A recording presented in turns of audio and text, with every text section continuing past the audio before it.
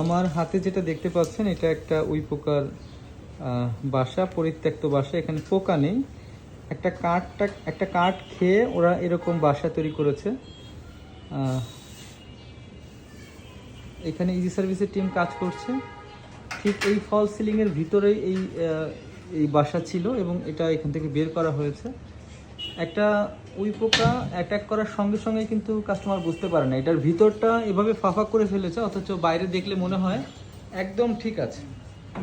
পুরা সিলিংটাই কিন্তু একদম ডিস্ট্রয় হয়ে গিয়েছে। তার কিছুটা সিমটম যদি আমি এখানে দেখেন, একদম ডিস্ট্রয় হয়ে গিয়েছে।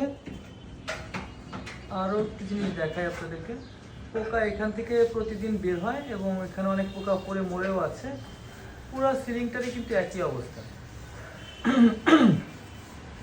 আমি যদি এখানে চৌকাঠটা একটু দেখাই,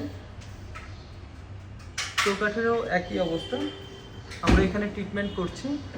তো যারা এরকম বিপর্যয়ের মুখে পড়তে না চান তারা অবশ্যই ইজি সার্ভিসের সাথে যোগাযোগ করবেন। ইজি সার্ভিস 7 ইয়ার্সের গ্যারান্টি সহকারে সম্পূর্ণ স্বাস্থ্য ঝুঁকিহীন উপায়ে ট্রিটমেন্ট করে থাকে, সম্পূর্ণ নিরাপত্তার সহিত।